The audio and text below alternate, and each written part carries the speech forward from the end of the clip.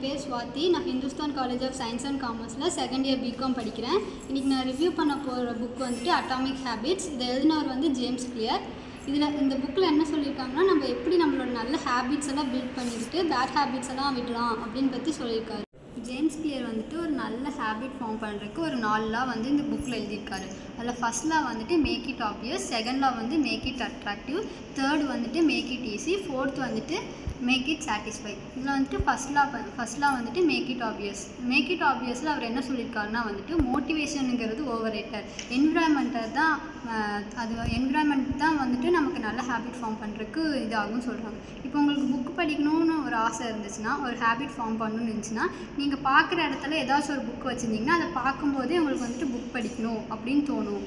இப்போ வந்துட்டு மெடிடேஷன் பண்ண போகிறீங்க அப்படின்ட்டு நீங்கள் ஃபிக்ஸ் பண்ணுறது விட்டுட்டு அதை மட்டும் வைக்காமல் இப்போ வந்துட்டு இதை பண்ணிவிட்டு அதுக்கப்புறம் மெடிடேஷன் பண்ணுவேன் 1 நிமிஷத்துக்கு அப்படி இந்த மாதிரி ஃபிக்ஸ் பண்ணிங்கன்னா வந்துட்டு ஒரு ஹேபிட் வந்துட்டு லாங் டேர்மாக வந்துட்டு அது நினச்சிருக்கும். அந்த ஹேபிட் இல்லைனா பாதியிலே வந்துட்டு அந்த ஹேபிட் வந்துட்டு ஃபாலோ பண்ண மாட்டோம்.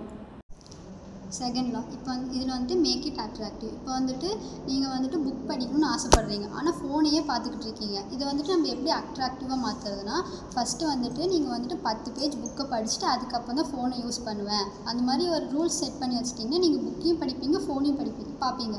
இது வந்துட்டு ஒரு அட்ராக்ட் பண்ணுற மாதிரி இருக்கும் அப்படின்னு அவர் சொல்கிறார். இந்த டெக்னிக்ஸ் யூஸ் பண்ணி நம்ம வந்துட்டு நமக்கு நல்ல ஹேபிட்ஸ்லாம் பில்ட் பண்ணிக்கலாம் அட்ராக்ட் பண்ணி அப்படின்னு சொல்கிறாரு. இப்போ வந்து third law make it easy. இப்போ வந்துட்டு எடுத்தோடனே ஒரு 3 கிலோமீட்டர் 4 கிலோமீட்டர் ஓடணும்னு நினச்சா முடியாது. வந்துட்டு ஸ்டார்டிங்கில் ஒரு 500 மீட்டர், அதுக்கப்புறம் 1000 மீட்டர் அப்படின்னு ஸ்லோவாக சின்ன படி எடுத்து வச்சாதான் பெரிய படிக்கு போக முடியும். எப்போவுமே ஸ்லோவாக போங்க, ஆனால் பின்னோக்கி போகாதீங்க, பின்னோக்கி போக வேண்டாம் அப்படின்னு இந்த புக்கில் சொல்லியிருக்காங்க.